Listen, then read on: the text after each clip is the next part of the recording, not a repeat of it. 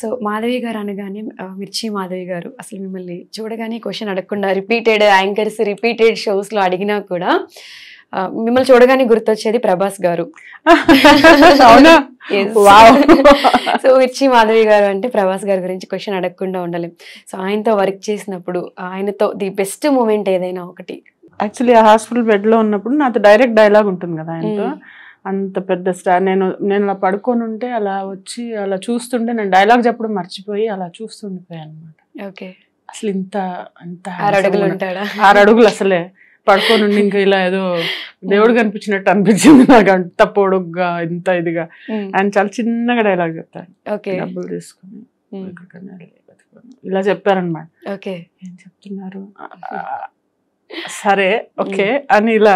కాకపోతే అది చాలా అంటే నేను భయం కాదు కానీ ఒకలాంటి దాన్ని ఏమంటారు ఒక గౌరవం ఉంటుంది నాకు. ఎవరన్నా కానీ భయం ఎందుకు, మనం దొంగతనం చేస్తే భయపడాలి, అది కూడా భయపడతారులేదు నాకు తెలియదు కానీ ఒకలాంటి రెస్పెక్ట్ అనమాట.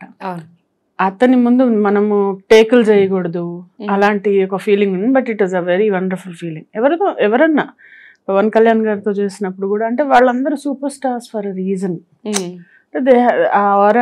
చిరంజీవి గారితో ఈ బోలా శంకర్ చేసినప్పుడు కూడా వీ డిడ్ ఫర్ 2-3 days చేసాం.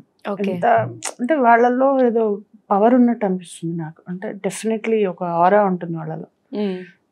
సో దాన్ని కూడా ఎంజాయ్ చేస్తారు. ఓకే.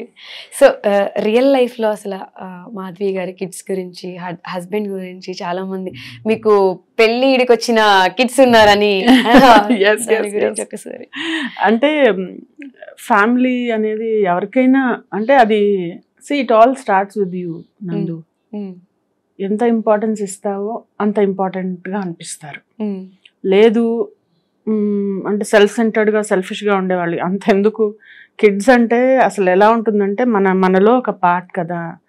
నిన్నగాక మొన్న ఒక న్యూస్ చూసాను, ఒక అమ్మాయి 4-year-old కిడ్ని చంపేసిందంట, తన ఓన్ సన్ని.